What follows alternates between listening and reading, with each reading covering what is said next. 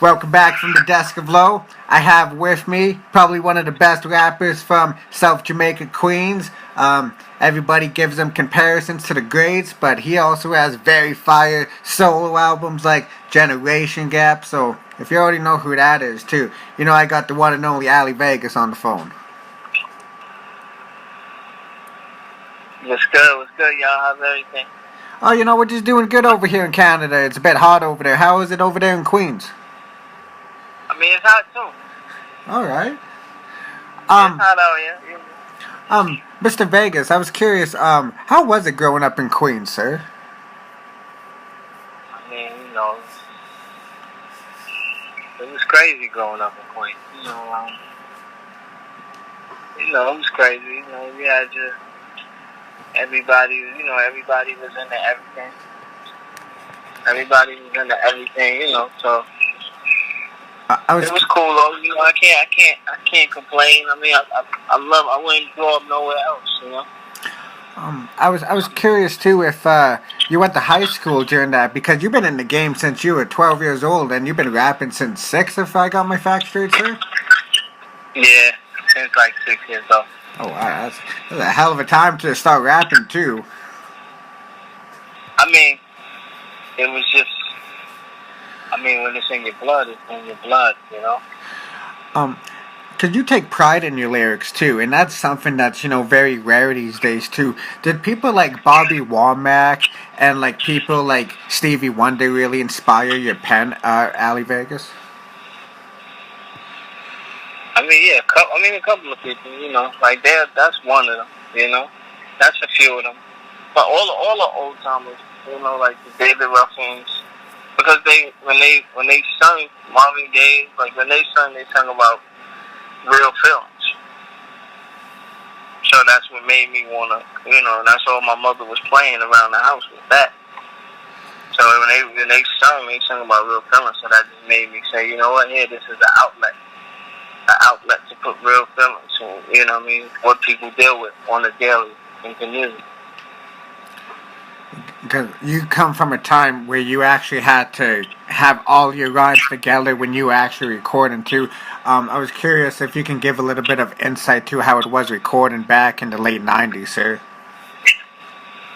How was recording back then? Yeah, because like we didn't have like Fruity Loops and stuff back then. Like you guys actually had to come prepared to the studio. Like there wasn't no half stepping. Yeah, because it was ADATs, D88s.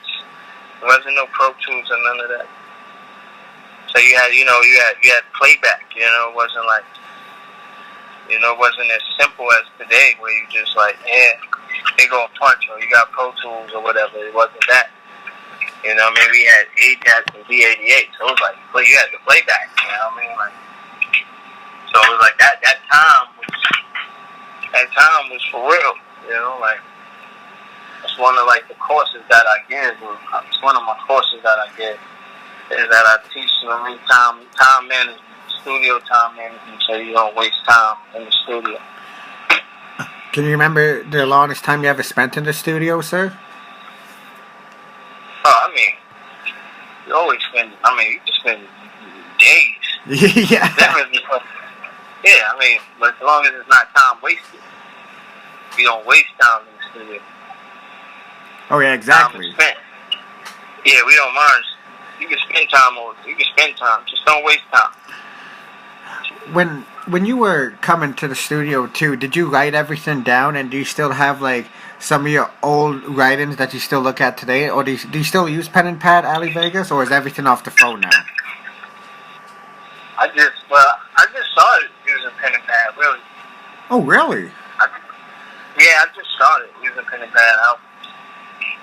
Like, people that record with me, they'll tell you, like, most people that record with me, they'll tell you that, they'll tell you, like, I'm probably, like, the first person they've seen, like, I'm, like, the first person they've seen record without writing and stuff. And then once it became, like, a fad, like, I just went the other way. Like, because I was so used to writing for other people. I was always the main ghostwriter, so I would always write for other people, so when it came to me, it was just like, I already know what I want to say. So. And For a lot of people too, ghostwriting too, that pays pretty well too. But you know what's actually crazy? And I don't, and this is one of my most favorite rappers ever. I found you through the most unique way. I found you on the Tough Guys collaboration with Half a Mil, R.I.P. I was curious on how you met Half a Mil, because he was the when I bought that album all those years ago. When I heard you on Tough Guys on track 2, I was like, "Damn, who's Ali Vegas?" And I just went back after that. And then, mind you, I found that album in 2005, so I'll keep it all the way a buck on that.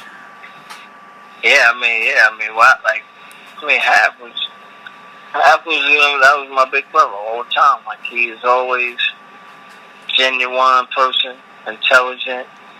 You know what I mean? He hustled every day, he hustled every day. Like, he moved music like, he always had something going.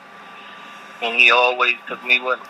Like, yo, look, I got these shows, I need you with me. Like, he always took me with him. You know what I'm saying? He showed me the game as far as like, okay, cool, where it's like, he showed me to where he didn't even have 2 feet in the door, and he still was extending his arm to me to say, yo, look, here, come, you know what I mean, come eat with me. I don't even know if it's enough for me to eat, but whatever's there, we gonna share it. And that's how, you know what I mean, that was always the genuine love that he always showed. And that made me see that, you know what, wow, like, everybody in the game ain't always like that. Like, you know, like, I mean, Uncle Heb, I was always good, because Uncle Heb would always make sure I was straight anyway. Rest in peace, a Heavy D. Like, Uncle Heb always made sure I was straight. Like, I was, you know, it was just, you know, it was a glorious time, you know, like, to be 12, 13, 14, it's like, on tour and all that, like, it's crazy. Then going back, you know, you coming back to school, and you come back to school and your face is on vans and billboards. It's crazy.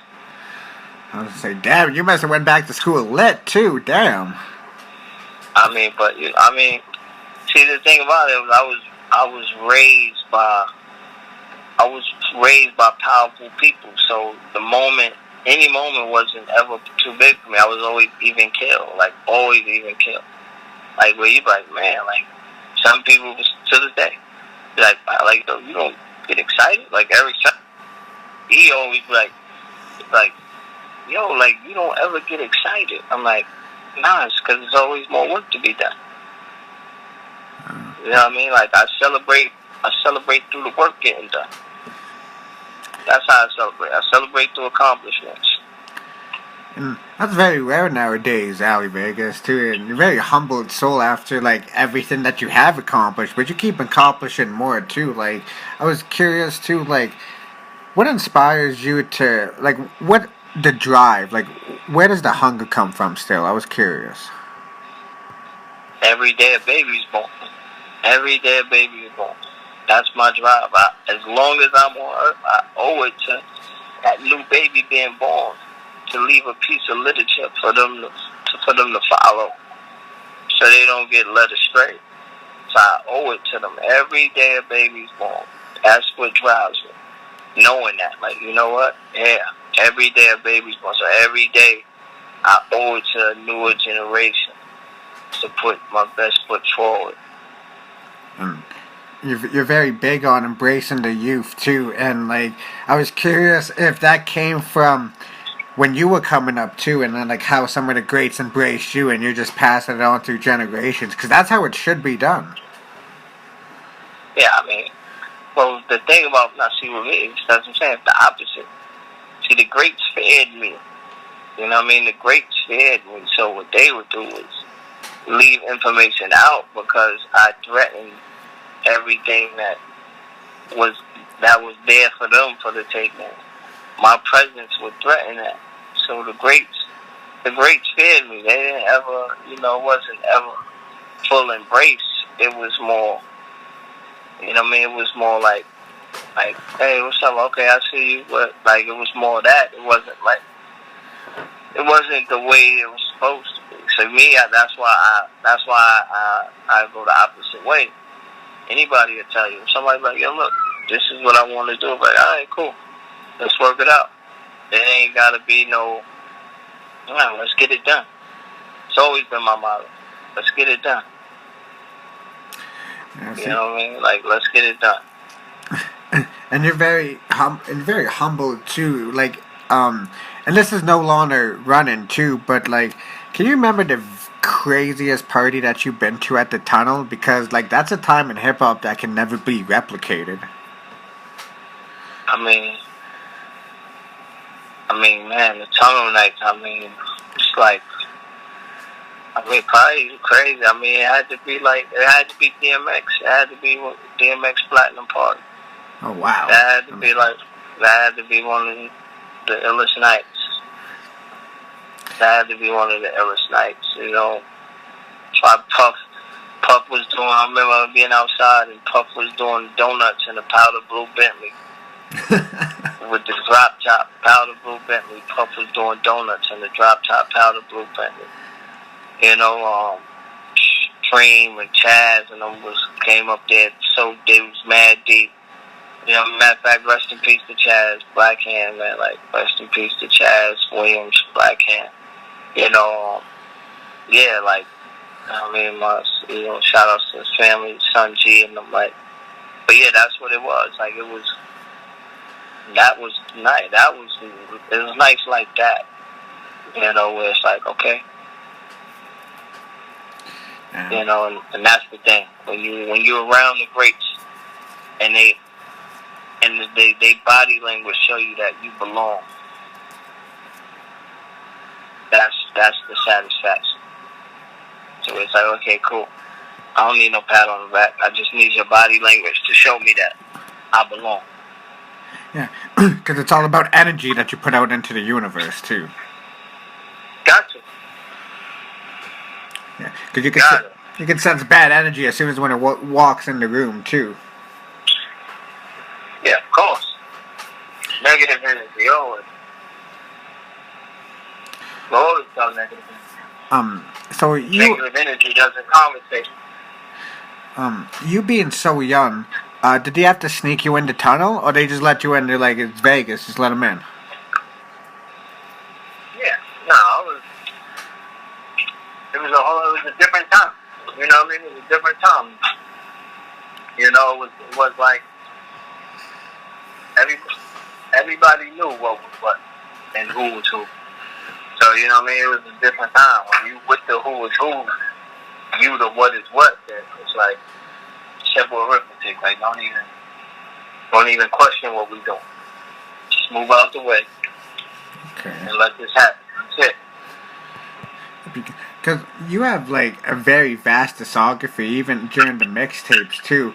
I was curious too on like some of your old mixtapes that you go back and listen to, because like my most favorite mixtape from you is Leader of the New School, with that was hosted by Static Selector. That was a fire mixtape. Yes, sir. Yeah, Leader of the New School. That was. Yeah, I mean it was. Yeah, I mean, you know, Static was mixing on it. You know what I mean? That's why I always tell DJs when they host tape, like, look, you gotta scratch, mix, do DJ stuff. Don't worry about me. I'm gonna do what I need to do. I just need you to do DJ stuff. Static came through and did DJ stuff. I like how you said that too. Instead of screaming all over the track, he actually scratched, mixed the record and stuff like that. I like how you said that. That's all I need. I'd rather that. You know what I mean? Blends, make your blends, do all that. Do DJ stuff. That's all it is. It's like Bill Belichick say, do your job. That's it. Do your job. That's all. Everybody do their job, it's going to come out classical. Do you keep all your mixtapes Ali Vegas or not really? Of course. Okay. Because you'd be surprised what some people don't keep nowadays. Oh, no, I know. I'm saying, listen. I mean, we in the age of technology, so everything is on a hard drive anyway. You know? But I got I got, you know what I mean, hard covers, you know what I mean, hard copies. So I love CDs. I still make sure I keep a car with a CD player. Yeah, and I like how you said that too. You like CDs too, because that actually there was a time in hip hop where when you come with album packaging too, like the album artwork and things like that. That's what I love about having like a CD collection, because you can actually hold it. Because what if your hard drive crashes? You still have that physical copy. Yeah, I mean, you know, when you got backups to the backup. You know, like, this is the age we live in. That's a fact right there. That's. Yeah, you got backups to the backups to the backups. So, you know. Because you're one. That's just how, you know, I mean, that's how you talk. You're one of the very few rappers who lasted throughout generations in hip hop. Like, I understand that you had Reasonable Doubt before everybody else had it. Yeah, I mean, like I said, I grew up around, you know, like me. That's what I'm saying. Me, my upbringing was just way different from other people. It was just way different. It was so crazy because I was raised around. It was crazy. I was raised around just powerful human beings on both sides of the spectrum, like criminals. Like, I was raised around, you know, criminals, and I was raised around criminals, but I was raised around like powerful men of power with wisdom also. You know what I'm saying? That's what was so crazy. So I was like, I had the best of both worlds. Because, like, it even shows in Generation Gap, too, like in songs like The Specialist or Betrayal of a Thug or even Quiet Money. Like, how long did that record actually take you to record? Because, like, I understand that you got signed, but you couldn't do anything because of the Macaulay Culkin law, if I have my understanding straight. Yeah. I mean, recording it, that ain't take no time. Oh, yeah, but it probably knocked it out in 2 weeks, eh? Yeah, I mean, that Generation Gap was done in a week. No, wow, jeez. Yeah, because even like, I understand, like, because that album, man, like, I love how you named it Generation Gap, too, because you being so young at the time. You're still young, too, but, like, do you still go back and listen to, like, Queen's Anthem or Theme of New York? It's like, damn, you know, it's like, I made this. Yeah, I mean, it doesn't, like, surprise me or nothing, because I know I always know I always know what I'm capable of. So I don't, you know what I mean, like, I don't ever, that's why, like I said, that's why I don't really get excited. It doesn't surprise me. You know, when you know your greatness, you know your greatness. You know what I mean? It's nothing nobody can do or say to enhance it. You know what I mean? It's nothing you can look back on and say, wow, I did that. It's just, you know it. Like, okay, it's been done because I knew I could do it. You know? So. Have you ever thought about putting a book or a documentary together about your life, Ali Vegas? I mean, I got this thing that I shot with my visual guy. He did this thing called Allow Me to Reintroduce Myself. It's kind of like, you know, videos to the specialist, videos to the team in New York. You know, just the joints that people never got the chance to see. So it's like a mini documentary, but not a documentary. The full documentary will come later on. Oh, yeah. But like, yeah, the full documentary will come later on. Like, I'm gonna launch my website probably like next month, like early next month, to realalivegas.com. So that'll have everything on it. everything will be on it, from music to me just showing people how to, showing people how to write rhymes, how to record. It'll be everything on there. I was curious if you can give a backstory on celebrity Dweeb too, because I was always curious about that movement with you, sir.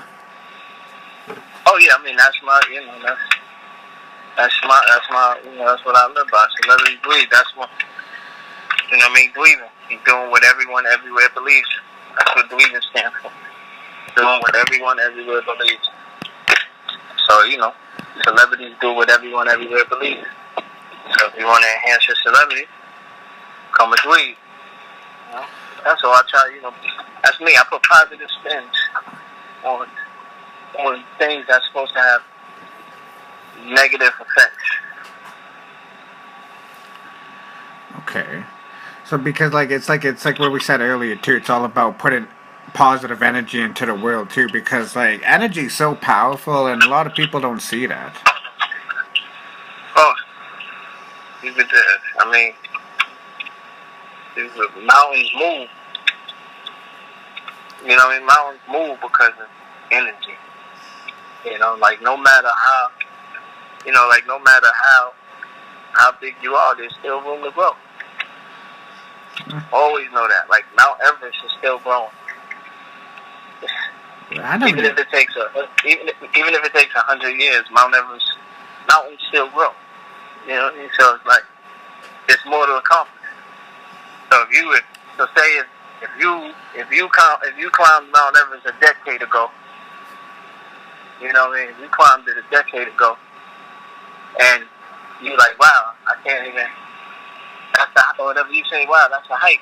And then you be like, no, somebody could come back a decade after and climb it and get to the top, and now you accomplished something nobody else accomplished before you. There's always room to grow, and there's always something to accomplish for someone else, and that's the whole point. If you don't set barcodes, if you don't set the bar, then it's nothing to accomplish. You're not leaving. You're doing the generation before you. After you a disservice. Wow. I never thought of it like that, and I hope other generations out there can actually hear that and take that into inspiring too, because you don't see that nowadays. It's mostly everybody wants to be in it for themselves, but you're the type to and like I said, embrace the youth. That's so rare nowadays. But it's setting the bar.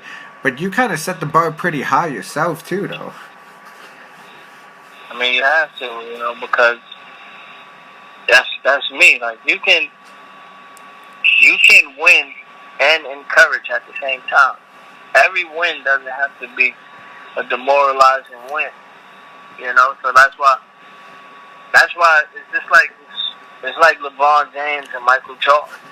Michael Jordan won when he won, he demoralized. What makes what LeBron do doesn't seem as vicious as Mike, because when he wins and encourages. That's the difference. You can win and encourage people at the same time. You don't have to demoralize. Every win doesn't have to be a demoralizing win. You can win and encourage at the same time. Yeah. That's a fact right there, too. That's a gem right there, actually. I shouldn't even say fact. That's a gem right there. That's what we try to do. We try to win. I teach winning and encouraging. Win and encourage. Because if you can win if you can win without taking the person that you're playing, the person that you're defeating, if you win against them, and you're winning, encourage them to go back and get better, to come try to defeat you, then that's only going to make you better, because when they finally defeat you, then you do what you need to do to be stronger to win again. That's why I say winners never forget how to win. That's always my mantra. Winners never forget how to win. Because even when they lose, it's still encouraging. So you go back to the drawing board, and you tweak some things, and you come back and win.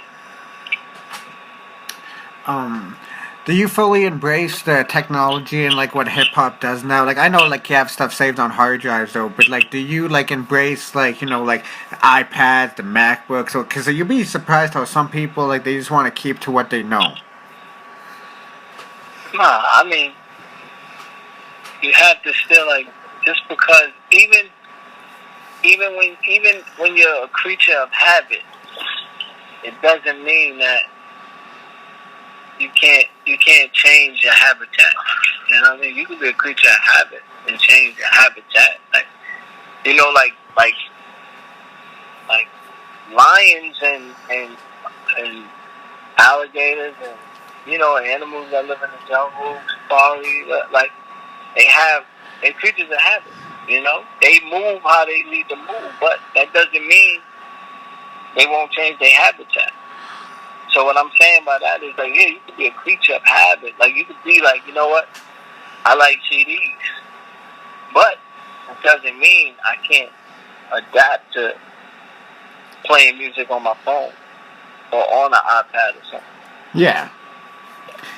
Yeah, because you'd be surprised how much people don't embrace streaming, though. But that can actually help your younger fans find some of your older work, and then when they get caught up, it's like, wow, he ain't lost a step.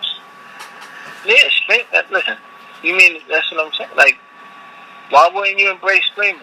You know what I mean? Where it's like, hold on, wait, you mean tell me? So now see, things are more cost efficient. So that way, okay, cool. You mean tell me I don't have to pay? I don't have to order 100 CDs. You mean tell me I can still reach that same amount of people with streams without doing that? With just the push of this button and uploading this algorithm? Cool, I'm with it. And it's all at the palm of your hand too. That's what I love about it too. You can hear anything from any era just in 2 seconds. You just have to know what you're looking for. Listen. It's about if why wouldn't somebody embrace getting the music out quicker and further? Yeah. Why wouldn't we embrace that? I'll fully embrace that. Getting the music out quicker and further. And it shows consistency too. Like your single Jerry Tampering, I was baiting that this morning while I was getting my morning coffee. I was like, yeah, this is fire right here. That's what I love about Tidal. They always show the credits too. I was curious on are you working with Def Squad? Because I see that it's under Def Squad, sir. Oh, they have streaming, so it's like Squad streaming. And oh, that's on Eric Sherman's streaming site, right? Yeah, Squad streaming. Okay. And like my peoples who have like been doing business with for a long time, they handle Eric Sherman stuff. So they handle his streaming company. So it's like basically it's like LeBron James and Clutch Sports, where it's like like Def Squad is like the Lakers. You know what I mean? Like Def Squad is the Lakers, and you know what I mean? Like my peoples, Clutch Sports is over there where they you know what I mean? They running what they gotta run. They get here. We gonna get Anthony Davis. We gonna do all that. But like my peoples is the ones doing doing the heavy lift. So it's like, okay, cool. Why not? Let's make it happen. So that's what we do. We move like a family. Have you and Fredro Starr ever talked about doing a collaboration album together? Because your feature, Sippin' Pyru on Firestar 2, that collaboration is crazy. I was wondering if you guys ever talked about that, because I understand you have a history with Onyx as well. I mean, Fredro, that's my big brother. Fredro Starr's, he's like one of my big brothers,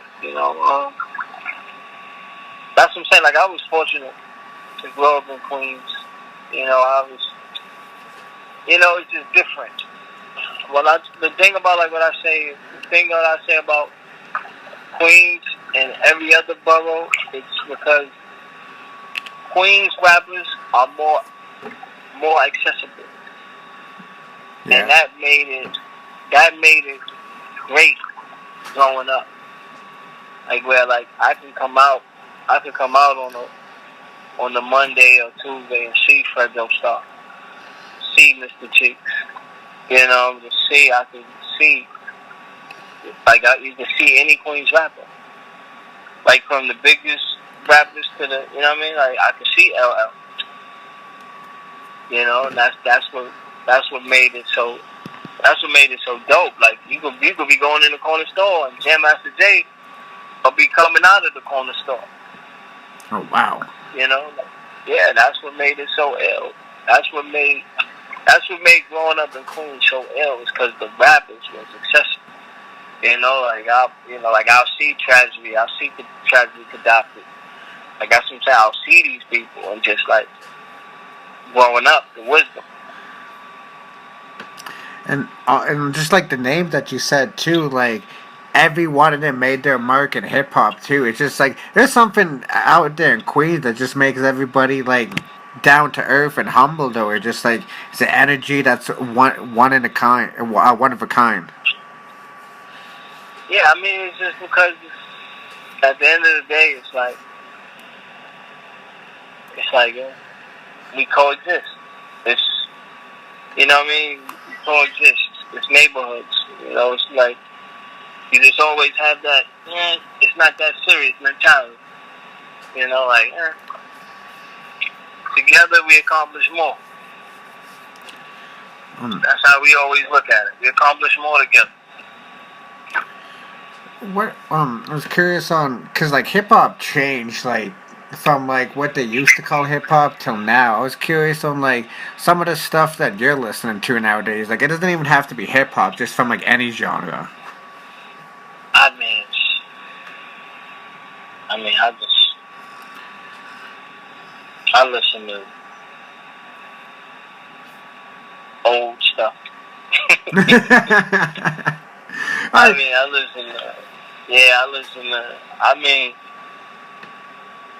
no, I can't say that, because I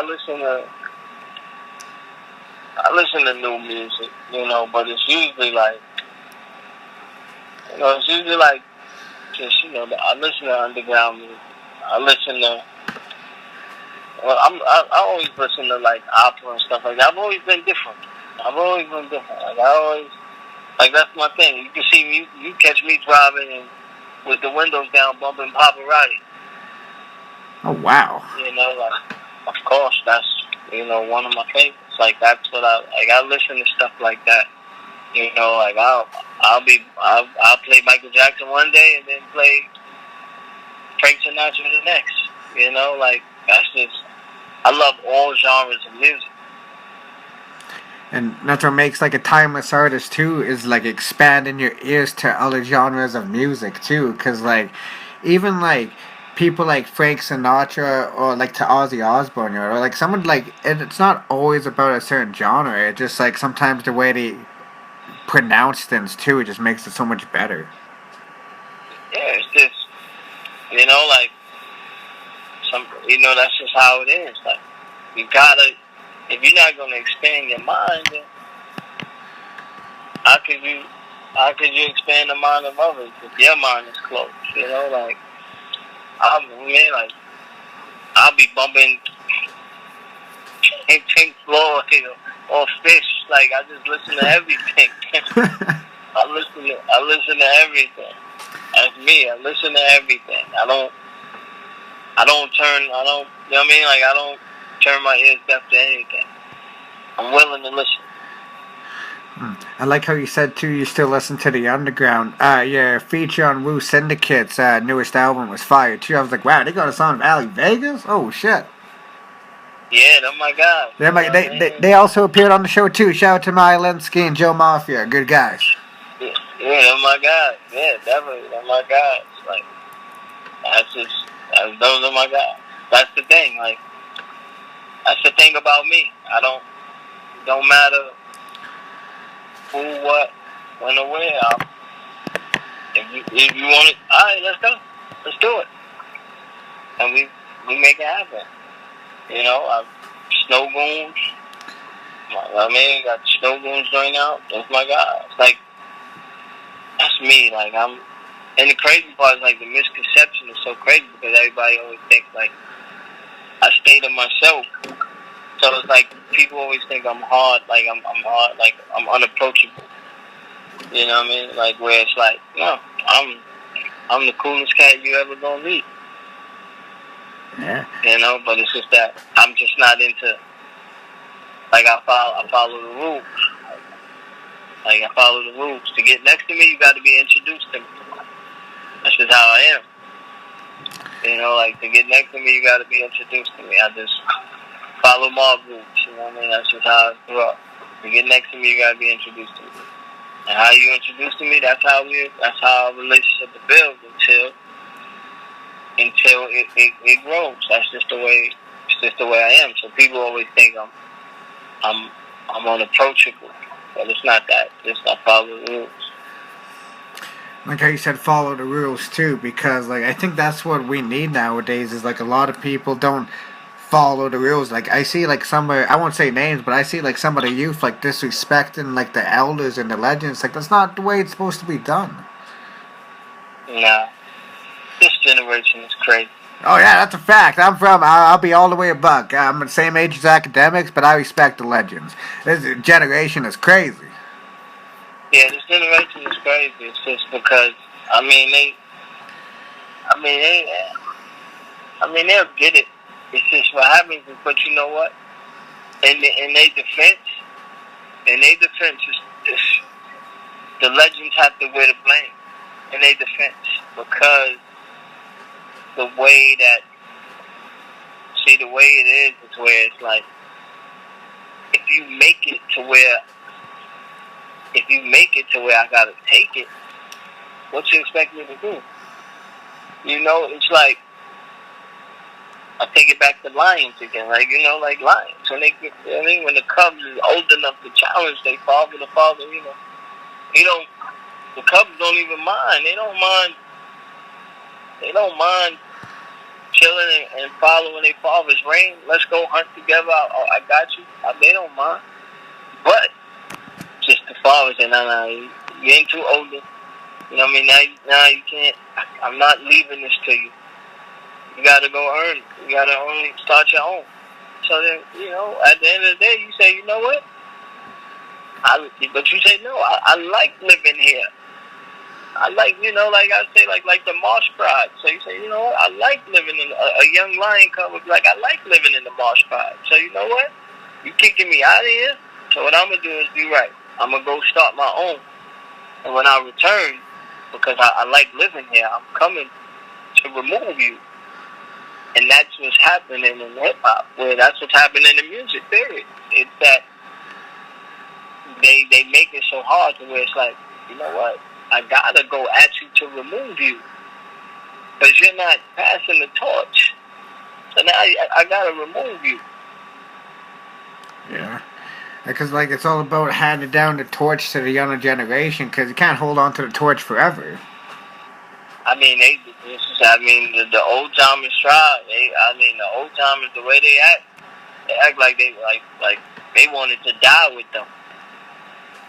Yeah. They wanted to die with them, you know, and it's like, that's what they do, you know, that's why they put on like most, like even like most New Yorkers put on like most of the top New York rappers, they mostly put on rappers from other areas in the world. Yeah. They don't put on rappers from their city or their town, because they want to be the only ones. They want to stay there as long as they could. But that's not the way. That's not the way of the kings. You know. That's why Biggie is the last king. That's why I still recognize Big as the last king of New York. And you said that like more than once before. I even seen an interview of you. You got Big in the background on the wall right there with the crown on there. So that's facts right there, people. Yeah, I recognize him as the last, because he embodied what it was. He didn't go and put out-of-towners on. Yeah. Everybody that was in his camp was from Harlem, Brooklyn. You know, and he even had it to where he could see, he even had it to where he could see the animal, like he could see JT. He could see, like, you know what, this guy is gonna be something. And you know what? I'm not gonna stand in the way of progress because my spot is solidified. I'm not worried about none of that. So what he said was, you know what? What he said was, you know what? Here, check out my man Jay-Z. And right there, here go the torch. So when I go, I know who to look to. And when he died, New York looked to who he said his successor would be. That's what I'm saying. That takes security. You know, like, that's what I'm saying. That takes security. For him to say that. For him to prophesize that and understand that. Look, the Locks, Mace, Black Rob, Billion Mafia. That's what I'm saying. That's why I recognize him as the last king. Because the last king in New York, because that's what he did. It wasn't, you know, that's what he did. He was like, here you go. Even like Little Kim too, like he saw that early too. Yeah, I mean, she was, like, that's what I'm saying. Like, he knew he knew, you know, like, and that's what he did. And that's why I respect it. But that's what I'm saying, they always homegrown. It wasn't like, you know what, let me put somebody on this neighborhood, from this state or that state. No. Take care of home first. Build home. You build home, then after that, outside will be great. But you gotta build home first. I was curious if you catch yourself watching old Big interviews for inspiration time to time, Ali Vegas. No, really. I never needed to watch. You know what I mean? The interviews. I never needed to watch the interviews of the greats because I already know what the greats to say. Because when you're great, like they say, great minds think alike. So I don't need, if I feel like I'm great, I don't need to watch the greats. I know what the greats are going to say.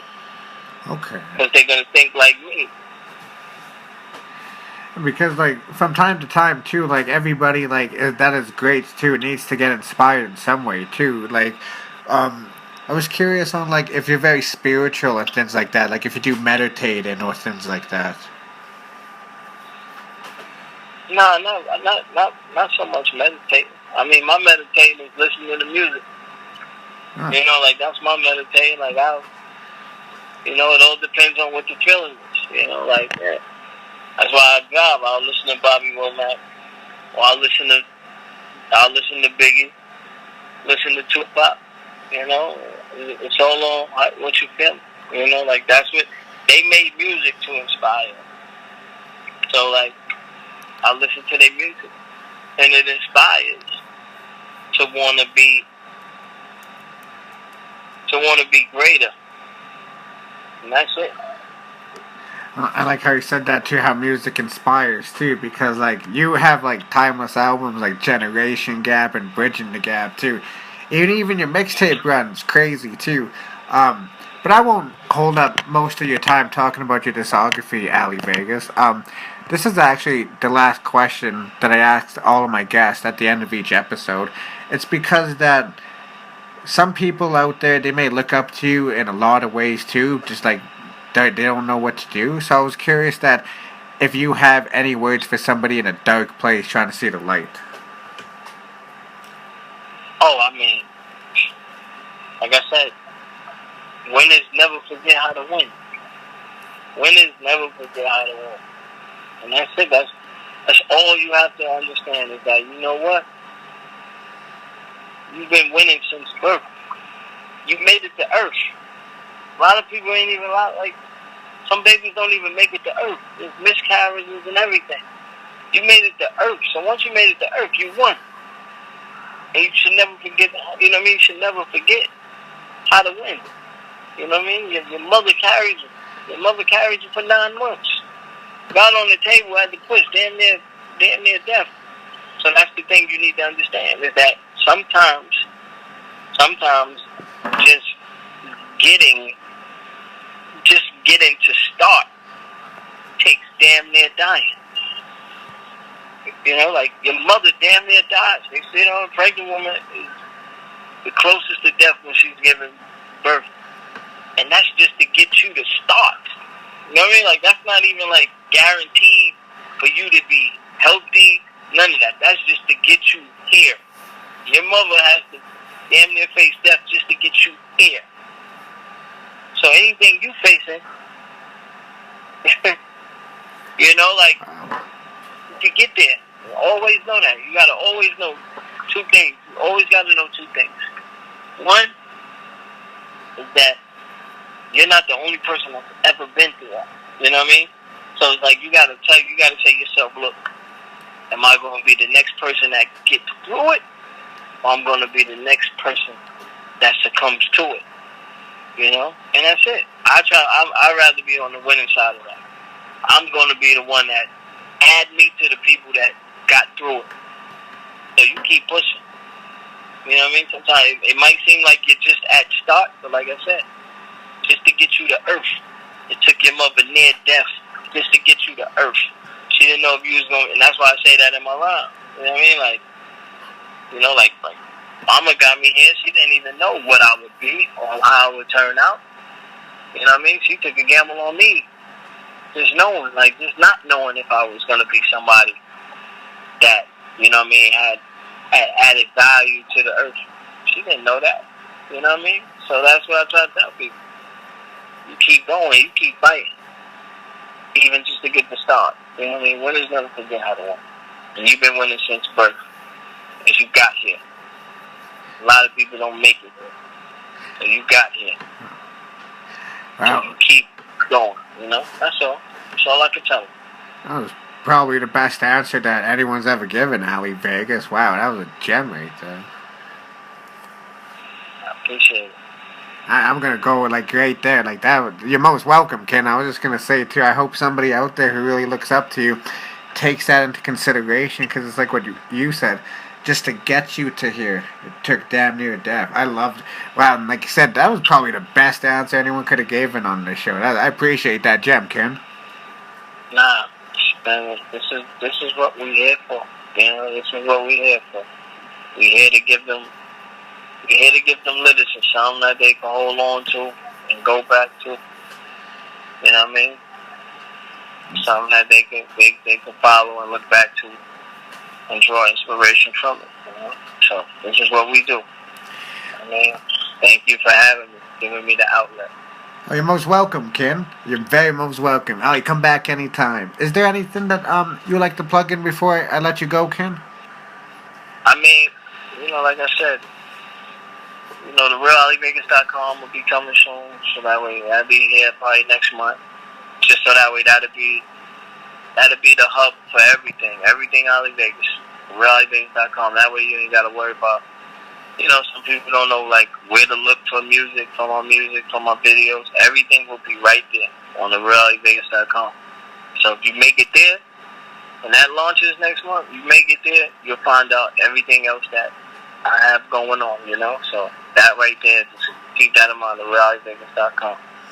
You know, keep up to date with the new Ken.